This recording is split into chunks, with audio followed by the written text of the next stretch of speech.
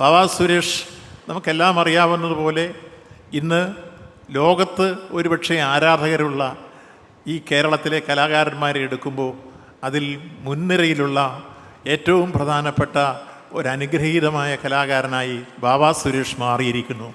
ഞാനത് വെറുതെ സൂചിപ്പിച്ചതല്ല. വാവാ സുരേഷിന് ഒരു പാമ്പ് കടിയേറ്റ് ഒരു സന്നിഗ്ധ ഘട്ടത്തിലെത്തിയപ്പോൾ അദ്ദേഹത്തെ ആശുപത്രിയിൽ പോയി പൊക്കിയെടുത്ത് മെഡിക്കൽ കോളേജിലേക്ക് മാറ്റി അദ്ദേഹത്തിൻ്റെ ജീവൻ രക്ഷാ ദൗത്യത്തിൽ എളിയ രൂപത്തിൽ പങ്കുവഹിക്കാൻ ഇടവന്നപ്പോൾ ആ ദിവസവും പിറ്റേ ദിവസവും അദ്ദേഹം രക്ഷപ്പെട്ടു വന്നപ്പോഴും എനിക്ക് വന്ന ഫോൺ കോളുകളിൽ നൂറുകണക്കിന് ഫോൺ കോളുകൾ ഈ കേരളത്തിൽ നിന്ന് മാത്രമായിരുന്നില്ല, കേരളത്തിന് വെളിയിൽ നിന്നും, എന്തിനേറെ അമേരിക്കയിൽ നിന്ന് പോലും, വൈറ്റ് ഹൗസിൽ നിന്ന് പോലും വാവാ സുരേഷിൻ്റെ ക്ഷേമാന്വേഷണം വിളിച്ചിരുന്നു. അമേരിക്കൻ വൈറ്റ് ഹൗസിൽ നിന്ന് വിളിച്ച് അദ്ദേഹം എൻ്റെ ഒരിക്കൽ 8 മിനിറ്റ് നേരം സംസാരിച്ചു. അപ്പോൾ ഞാൻ ആദ്യം വിചാരിച്ചു എന്നെ പരിഹസിച്ചാണിക്കും വിളിക്കുന്നത്. അത് കഴിഞ്ഞപ്പോഴാണ് അദ്ദേഹം സുരേഷിൻ്റെ ഒരു ആരാധകനാണെന്ന് എനിക്ക് മനസ്സിലായി വൈറ്റ് ഹൗസിൽ.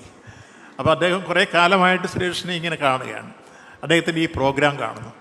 അതുപോലെ കേരളത്തിൻ്റെ നാനാഭാഗത്തുനിന്ന് എത്രയോ വീട്ടമ്മമാർ വിളിച്ചിട്ട് അപ്പോൾ വാവാ സുരേഷിനെ രക്ഷപ്പെടുത്തതിൽ അഭിനന്ദനങ്ങൾ പറയുമ്പോൾ അവരുടെ എല്ലാം വികാരനിർഭരമായ നാവുകൾ ഞാൻ ശ്രദ്ധിച്ചു. അപ്പോൾ അത്രത്തോളം ആരാധകർ വാവാ സുരേഷിന്, ഞാനൊന്നും അദ്ദേഹത്തെ രക്ഷിക്കാൻ പോകുന്ന സന്ദർഭത്തിൽ അതൊന്നും കണ്ടിട്ടല്ല പോയത്. ഒരു ജീവൻ സംരക്ഷിക്കുക, അദ്ദേഹം സമൂഹത്തിന് ചെയ്യുന്ന വിലപ്പെട്ട സംഭാവനകൾ, എത്രയോ ആളുകളെ ജീവൻ രക്ഷിക്കാൻ അദ്ദേഹത്തിൻ്റെ ജീവൻ പണയപ്പെടുത്തിക്കൊണ്ട് അദ്ദേഹം പോകുന്നു.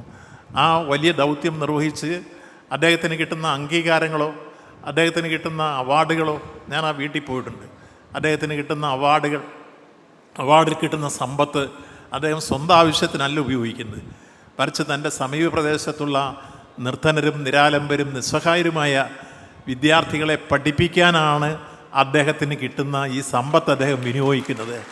അവിടെയാണ് സുരേഷിലെ ഒളിഞ്ഞിരിക്കുന്ന സാമൂഹ്യ പ്രതിബദ്ധതയും ഒപ്പം സഹജീവിയോട് കാട്ടുന്ന സഹാനുഭൂതിയും അദ്ദേഹത്തിൻ്റെ ഈ കഴിവുകൾ പ്രയോജനപ്പെടുത്തി കിട്ടുന്ന വരുമാനം അദ്ദേഹം 1 രൂപ പോലും അദ്ദേഹത്തിൻ്റെ സ്വന്തം ഉപയോഗത്തിനല്ല ഉപയോഗിക്കുന്നത് എന്നെനിക്ക് മനസ്സിലായത്.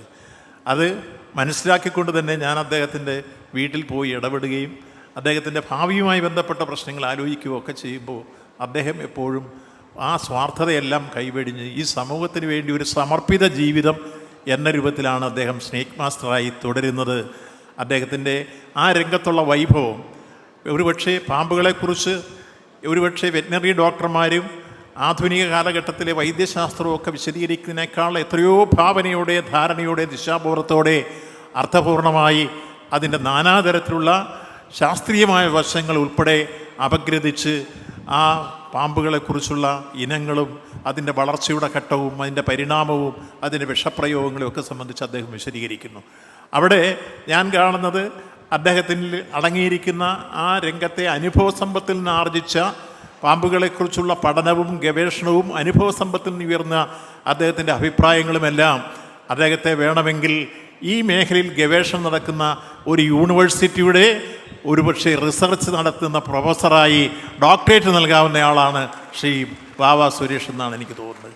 അത്തരത്തിൽ ആ വാവാ സുരേഷിൻ്റെ ആ വൈദഗ്ധ്യം കൗമുദി TV യാണ് യഥാർത്ഥത്തിൽ ലോകത്തെ, സമൂഹത്തെ അറിയിക്കാൻ മുന്നോട്ട് വന്നത്.